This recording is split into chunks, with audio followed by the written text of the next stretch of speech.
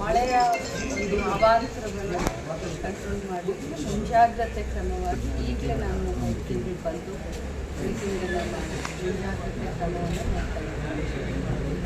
ಹೋದ ಬಾರಿ ನಾವು ಕಂಪೇರ್ ಮಾಡಿದ್ರೆ ಅದಕ್ಕಿಂತ ಹಿಂದಿನ ವರ್ಷವನ್ನು ಕಂಪೇರ್ ಮಾಡಿದ್ರೆ ಈ ಬಾರಿ ನಾವು ಮಳೆಯನ್ನು ಎದುರಿಸಲಿಕ್ಕೆ ಸರ್ವಸನ್ನದ್ಧ. ಉಡುಪಿ ಜಿಲ್ಲೆಯಲ್ಲಿ ಒಟ್ಟಾರೆಯಾಗಿ ಮಳೆ ಯಾವುದೇ ಪ್ರಮಾಣದಲ್ಲಿ ಬಂದರೂ ಕೂಡ ಅದನ್ನು ಎದುರಿಸಲಿಕ್ಕೆ ಜಿಲ್ಲಾ ಆಡಳಿತ ಸರ್ವಸನ್ನದ್ಧ. ಇದರ ಬಗ್ಗೆ ತುಂಬ ಚರ್ಚೆ ಆಗ್ತಾ ಇದೆ. 5% ಏರಿಸಿದ್ದಾರೆ, ವಸತಿಯಲ್ಲಿ 5% ಅಲ್ಪಸಂಖ್ಯಾತರಿಗೆ ಏರಿಸಿರಬಹುದು, ಸಾಕಷ್ಟು ಆಕ್ಷೇಪ ಕೇಳಿಬರುತ್ತದೆ ಬಿಜೆಪಿ. ಬಟ್ ಅದು ಕೇಂದ್ರದ ಅಂತೇಳಿ ನಿಮ್ಮ ಕಡೆಯಿಂದ ಸಮರ್ಥನೆಯೂ ಬಂದಿದೆ. ಖಂಡಿತವಾಗ್ಲೂ ಕೇಂದ್ರ ಸರ್ಕಾರದಿಂದ ಆಗಿರೋದು ಅದು ನಮ್ಮದಲ್ಲ. ನಮ್ಮ ಕ್ಯಾಬಿನೆಟ್ನಲ್ಲಿ ನಾವು ಒಪ್ಪಿಗೆಯನ್ನು ಕೊಟ್ಟಿದ್ದೀವಿ.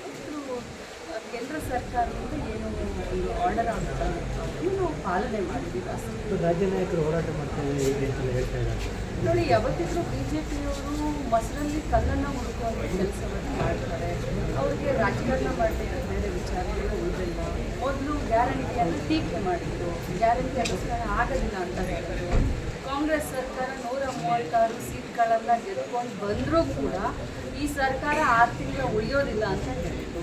ಜನರ ಭಾವನೆಗಳ ಜೊತೆ ಆಟ ಆಡುವಂಥ ಬಿ ಜೆ ಪಿಯವರಿಗೆ ಬೇರೆ ಮಾತನಾಡಲಿಕ್ಕೆ ಏನೂ ಉಳಿದಿಲ್ಲ.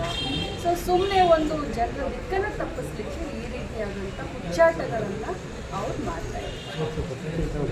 ಬಿ ಆರ್ ಪಾಟೀಲ್ ಅವರೊಂದು ರಮೇಶ್ ಖಾನ್ ಅವರ ಸರ್ಕಾರದಲ್ಲೇ ಆಗ್ತಾ ಇದೆ, ಮುಜುಗರ ಆಗ್ತಿದೆ, ವಸತಿಗೋಸ್ಕರ ಹಣ ಕೊಡಬೇಕಾದ ಪರಿಸ್ಥಿತಿ ಬಂದಿದೆ. ಹಿರಿಯ ಸಚಿವ ನೋಡಿ, ನಾನು ನಿನ್ನೆ ರಾತ್ರಿ ಹೋಗ್ತಿದ್ದೀನಿ ಬಂದಿದ್ದೀನಿ. ನಾನು ಅದು ಏನು ಬಂದಿದೆ ಅಂತ ನಾನು ಏನೂ ಗಮನಿಸ್ತಿಲ್ಲ. ಈಗ ತಾವು ನನ್ನ ಗಮನ ತೆಗೆದುಕೊಂಡು ಬಂದಿಲ್ಲ. ನಾನು ಅವ್ರ ಹತ್ರ ಮಾತಾಡಿ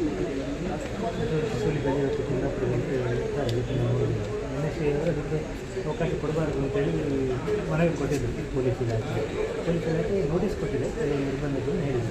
ಬಟ್ ಅದಕ್ಕೆ ಅವ್ರದ್ದು ಆಕ್ಷೇಪ ಇದೆ, ವಾಕ್ ಸ್ವಾತಂತ್ರ್ಯ ಇಲ್ಲ ಅನ್ನೋದು. ರಾಜಕೀಯ ಮಾತಾಡೋದು ಯಾವಾಗಲಿಂದ ಕರ್ನಾಟಕದಲ್ಲಿ ರದ್ದಾಯಿತು.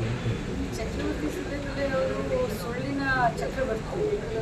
ಅವರು ಬಾಯಿ ತೆಗೆದ್ರೆ ಅವರು ರಾಮಾಯಣ ಅಂತ ಹೇಳ್ತಾರೆ, ಭಗವದ್ಗೀತೆ ಅಂತ ಹೇಳ್ತಾರೆ, ಮಹಾಭಾರತ ಅಂತ ಹೇಳ್ತಾರೆ. ಆದರೆ ಅವ್ರು ಬಾಯಿ ತೆಗೆದ್ರೆ ಅವ್ರು ಸುಳ್ಳನ್ನು ಯಾವ ಪ್ರಮಾಣದಲ್ಲಿ ಮಾತನಾಡ್ತಾರೆ ಅಂತ ಇಡೀ ಕರ್ನಾಟಕ ರಾಜ್ಯದಲ್ಲಿ ಅವರು ಹೇಳ್ತಾರಲ್ಲ, ಕಪ್ಪಗಿರೋದನ್ನ ಬೆಳಗ್ಗೆ ಮಾಡೋದ್ರಲ್ಲಿ, ಬೆಳಗ್ಗೆ ಇರೋದನ್ನ ಕಪ್ಪಗೆ ಮಾಡೋದ್ರಲ್ಲಿ ಬಹಳಷ್ಟು ಮಿಸ್ಸಿಂಗ್.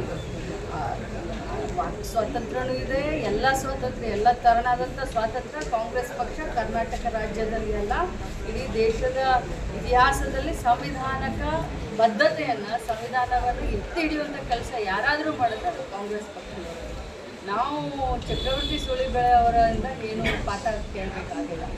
ಹೌದು, ಅವರು 3 ದಿನದ ಪ್ರವಾಸ ನಮ್ಮ ಜಿಲ್ಲೆ ಉಡುಪಿ ಜಿಲ್ಲೆಯಲ್ಲಿ ಇದೆ ಅಂತ ನನಗೆ ನಿನ್ನೆ ನಮ್ಮ SP ಅವ್ರ ಗಮನಕ್ಕೆ ತಂದಿದ್ದಾರೆ. ಅವರು ಖಂಡಿತವಾಗ್ಲೂ ಅವರು ತಮ್ಮ ಪ್ರವಾಸವನ್ನು ಮಾಡಲಿ. ಆದರೆ ಕೋಮು ಸೌಹಾರ್ದತೆ, ದ್ವೇಷದ ಭಾಷಣ, ಸುಳ್ಳು ಬಿತ್ತೋದನ್ನು, ವಿಷ ಬೀಜವನ್ನು ಬಿತ್ತೋದನ್ನು ಅವ್ರು ಮಾಡಬಾರ್ದು. ಯಾಕಂತಂದರೆ ಉಡುಪಿ ಜಿಲ್ಲೆಯ ಜನ ಶಾಂತಿ ಪ್ರಿಯ.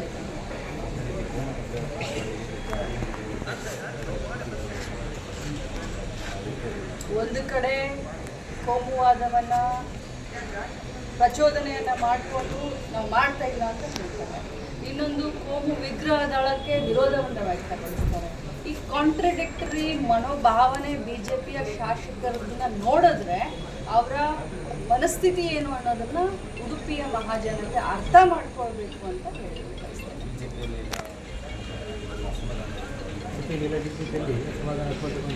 ಈಗ ಒಬ್ಬರ ಅಧ್ಯಕ್ಷ ಅಧಿಕಾರ ಕಳ್ಕೊಂಡಿದ್ದಾರೆ, ಕಳ್ಕೊಳ್ಳೋದು ನನ್ನನ್ನು ಸುತ್ತಾಕಿದ್ದಾರೆ ಅಂತ ಬೇಸರವನ್ನು ವ್ಯಕ್ತಪಡಿಸಿದ್ದಾರೆ. ಇದು ಟೋಟಲಿ ಬಿಜೆಪಿಗೆ ಸಂಬಂಧಪಟ್ಟಂಥ ಅವರ ಆಂತರಿಕ ವಿಷಯ. ಅದರ ಬಗ್ಗೆ ನಾನು ರಿಯಾಕ್ಟ್ ಮಾಡೋದು ಸಂಬಂಧ. Thank you.